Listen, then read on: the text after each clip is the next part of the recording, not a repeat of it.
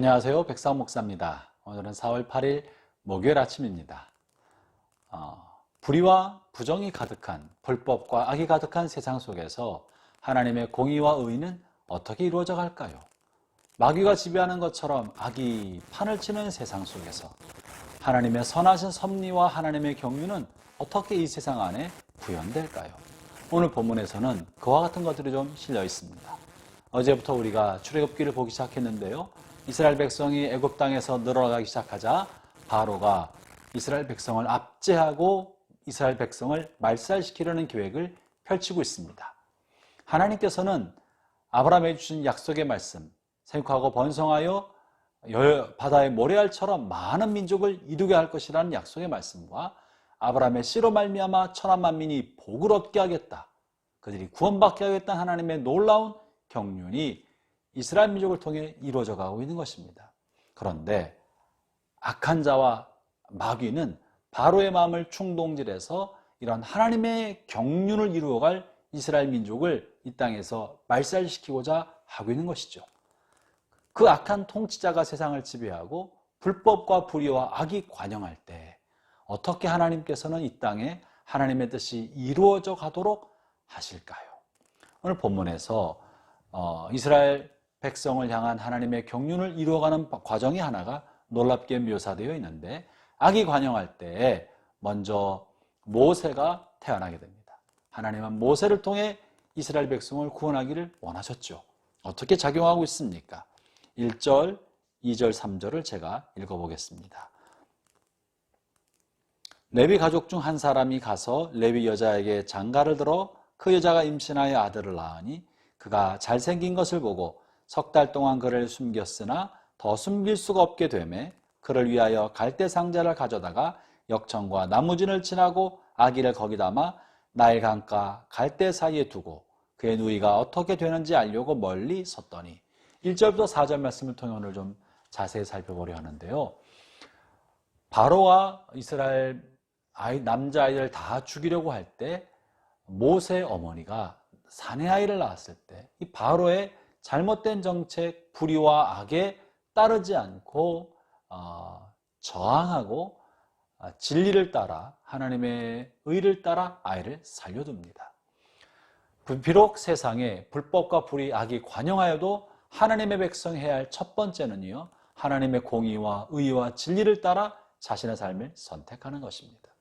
우리는 최선을 다하여 적어도 우리가 알고 있는 하나님의 법과 말씀과 하나님의 진리, 공의와 정의와 의에 따라 우리의 삶을 살아가야 합니다. 모세 어머니는 아이를 살리기 위하여 최선을 다했습니다. 뿐만 아니라 이 아이를 더 이상 석 달 동안 아이를 돌보고 있다가 더 이상 돌볼 수 없는 환경이 되자 갈대로 상자를 만들고 물이 들어오지 못하도록 역청과 나무진을 칠하고 아이를 최선을 다해 보호하도록 한 다음에 나일강 갈대 사이에 둡니다.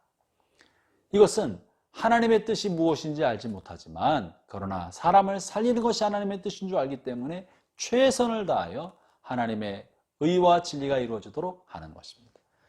불의와 악이 관영하는 세상 속에 어떻게 하나님의 뜻이 이루어지며 하나님의 섭리가 땅에 이루어지게 할까요? 그 첫 번째는 우리가 최선을 다해 우리 할 바를 다하는 것입니다. 이미 알고 있는 하나님의 진리와 말씀을 따라 우리의 최선을 다하는 것이에요. 그것이 첫 번째입니다. 하나님의 역사는 사람을 통해 이루어진다는 사실을 잊으면 안 됩니다. 하나님의 선한 뜻과 하나님의 섭리는 반드시 사람들의 순종을 통하여 하나님의 백성, 하나님의 사람들의 순종과 헌신을 통하여 이 땅에 구현돼 가는 것입니다. 그리고 나서 이 어머니와 가족이 어떻게 합니까? 그 중요한 것은요, 내 할 바에 최선을 다한 다음에는 하나님의 몫으로 맡겨두는 거예요. 하나님의 섭리가 관여하게 하는 것입니다. 하나님의 성령이 관여하시도록 하나님의 자리를 두는 것이 두 번째입니다. 오늘 본문 3절과 4절에 보면 아기를 거기 담아 나일강가 갈대 사이에 두고 멀리 떨어져서 아이에게 어떤 일이 일어나는가를 지켜보고 있다는 장면이 나타납니다.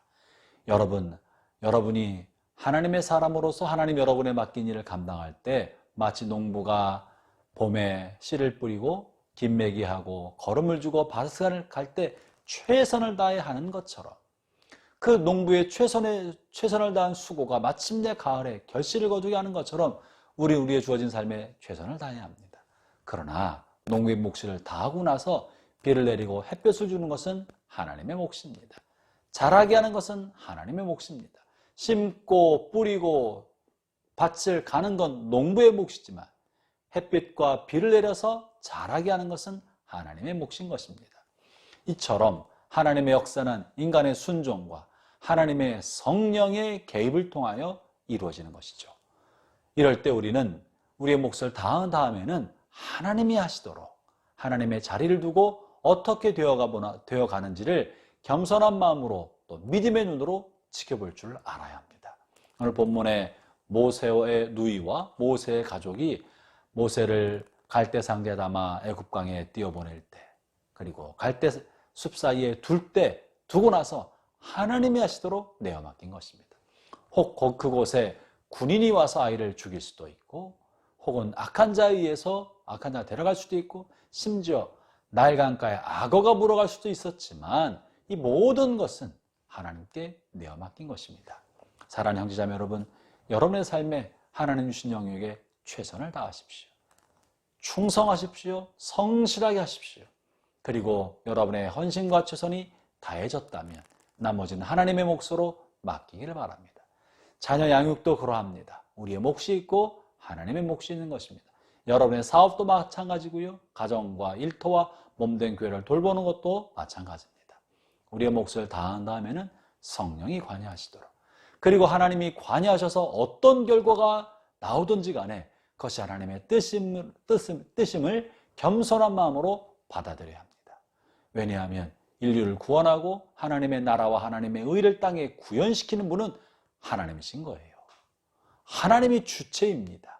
우리는 다만 하나님의 동역자로 하나님이 맡긴 일을 최선을 다할 뿐이지 결과는 하나님이 행하시는 것입니다. 우리가 주인이 아닌 것이죠. 형제자매 여러분, 가정에서, 일터에서, 교회에서, 여러분의 삶의 자리에서 하나님의 일을 행하시고자 하실 때 모세의 누이처럼 지켜보면서 그 결과가 어찌 되든지 순종하는 그런 믿음과 또한 자신의 삶의 헌신, 이 두 가지가 함께하기를 바랍니다. 기도하겠습니다. 하나님 아버지, 때로 우리의 삶에 하나님의 공의와 하나님의 사랑과 자비가 실현되지 않는 것처럼 여겨질 때가 있습니다. 그러할 때 하나님 우리에게 맡긴 삶의 영역에 최선을 다해 순종하고 충성하고 헌신하도록 도와주시고, 그리고 이 모든 수고가 끝난 다음에는 하나님께 행하시도록 믿음의 눈으로 지켜보는 마음의 여유와 믿음을 갖게 하여 주옵소서. 예수님 이름으로 기도합니다. 아멘.